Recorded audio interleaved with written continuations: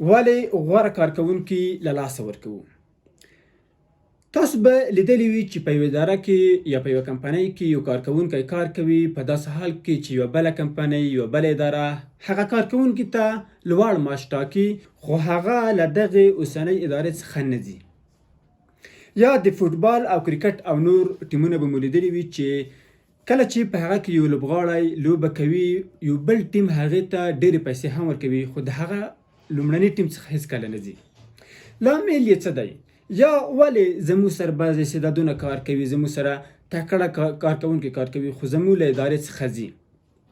په اقتصاد کې یوه تیوري ده د پراسپیکټ تیوري په نوم سره. پراسپیکټ تیوري وایي کله چې موږ یو څه غوښتنې ولرو او هغه غوښتنې موږ ترلاسه کړو، هغه غوښتنې بالاخره مړېږي او موږ ته عادي کېږي، یعنې اشباع کېږي.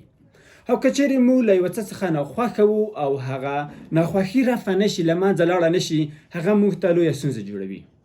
په یوه اداره کې هم همدغه پراسپیکټ تیوري صدق کوي. که چیرې تاسو خپلو کارکوونکو ته ښه چاپېریال برابر کړئ، هر څه ورته سم کړئ، ښه معاش هم ورکړئ، هغه دغه شان دي چې کارکوونکو ته عادي کېږي. او که چیرې د دغه کارکوونکو یوه ستونزه وي، د یوه څه څخه ناخوښه وي، هغه رفع نه شي، له منځه لاړ نه شي، هغه د دوی لپاره یوه ستونزه جوړوي. او که چیرې هغه تاسو حل کړئ، د خوښیو لیسته داخلیږي، بیرته ورته عادي کېږي. او که حل یې نه کړئ، هغه ستونزه نوره هم لویېږي. ښه څه باید وشي چې کارکوونکي د تاسو په اداره کې پاتې شي او له تاسو څخه لاړ نه شي؟ لومړی دا چې تاسو باید د دوی لپاره د پرمختګ یوه ښه زمینه برابره کړئ، یعنې د پرمختګ چاپېریال د دوی لپاره رامنځته کړئ چې دوی په هغه چاپېریال کې پرمختګ وکړي. ټرینینګونه ورته دایر کړئ، ورکشاپونه ورته دایر کړئ. د دوی د وړتیاو او مهارتونو په لوړولو کې تاسو باید ونډه ولرئ تر څو دوی پرمختګ وکړي. له همدې امله ډېر کسان نه غواړي په لویو کمپنیو کې په لوړو معاشونو کار وکړي، دوی په سټارټ اپونو کې کار کوي. یعنې هغه کمپنۍ چې نوې رامنځته شوې وي، هغه مفکورې چې نوي ټیمونه د هغې لپاره جوړ شوي وي، ځکه دوی غواړي په دغه ټیمونو کې ډېر څه نوي زده کړي، دوی د زده کړې مینوال وي.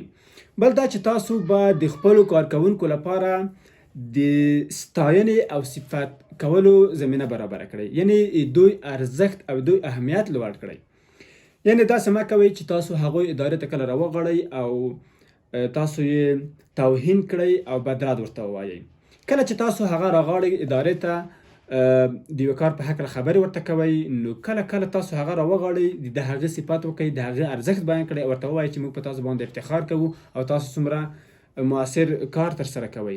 دغه صفت کول او دوی تحسین کول او دوی ارزښت بیانول د دې لامل کېږي چې هغه کارکوونکي په هغه اداره کې یو ښه حس پیدا کړي.